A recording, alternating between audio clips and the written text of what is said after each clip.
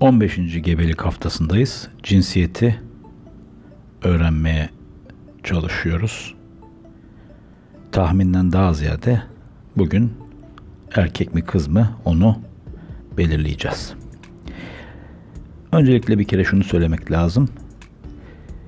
15. haftadan önce, ki bu aslında 15. haftadan birkaç gün önce bakılan cinsiyetlerde yanılma payı olabilir. Bu arada bacak arasına alttan bakıyoruz şu anda bebeğin. Bacak arasında bir şey görünmüyor. Ama bu mutlaka kız anlamına gelmeyebilir her zaman. O yüzden bakmaya devam ediyoruz. 15. haftadan önce cinsiyet yanıltıcı olabiliyor. Kaldı ki ben maillerden okuyorum, yorumlardan okuyorum. 20. haftada, 25. haftada, 30. haftada bile yanılma olabiliyor. Öncelikle doktora ısrar etmemek lazım. İşte tahminde bulunun diye, yüzde kaç kız diye, yüzde kaç erkek diye. Tahminde bulunmak doktoru biraz da zorluyor. O yüzden de diyelim ki tahminde bulunuldu. Ondan sonra bu sanki %100'müş gibi kabul edilip bir daha cinsiyete bakılmıyor. Ondan sonra bir bakıyorsunuz, daha sonra farklı bir cinsiyetmiş. Şu anda gene bacak arasındayız. Bacak arasına bakmaya devam ediyoruz. Şimdi bu dönemde bu arada renkli Doppler'i de açtık. Bacak arasında aslında burada renkli Doppler'i açmaya gerek de yoktu ama başka bir nedenle açmış olabiliriz zannediyorum.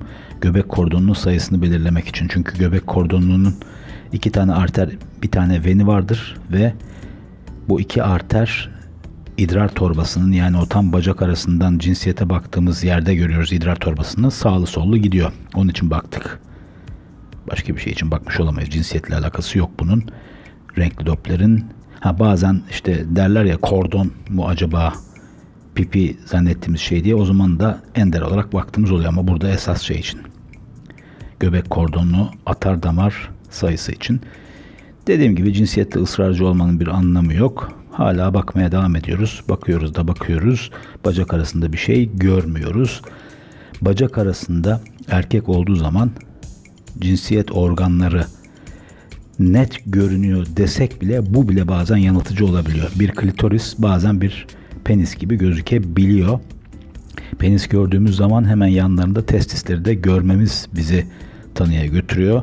Bir de bu seviyeden bakanlar da var. Özellikle 14. gebelik haftasından önce NUP diye bir şey var. NUP teorisi diye bir şey var.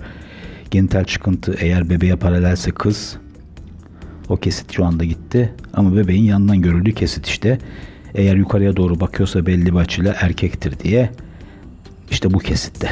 Bu kesitte ben onu açıkçası çok fazla kullanmıyorum. Ben bacak arasından bakmayı ve 14. haftadan önce de çok bariz değilse eğer, kanalda videolar görebilirsiniz. Çok bariz olarak, ki bariz olanlar da genelde erkek çıkıyor. Çok bariz değilse söylememeyi tercih ediyorum. Bu arada görülemedi, o zaman kız yorumunu da yapmak doğru değil. Onu söyleyeyim. Yani birazcık sabırlı olmakta fayda var diye düşünüyorum.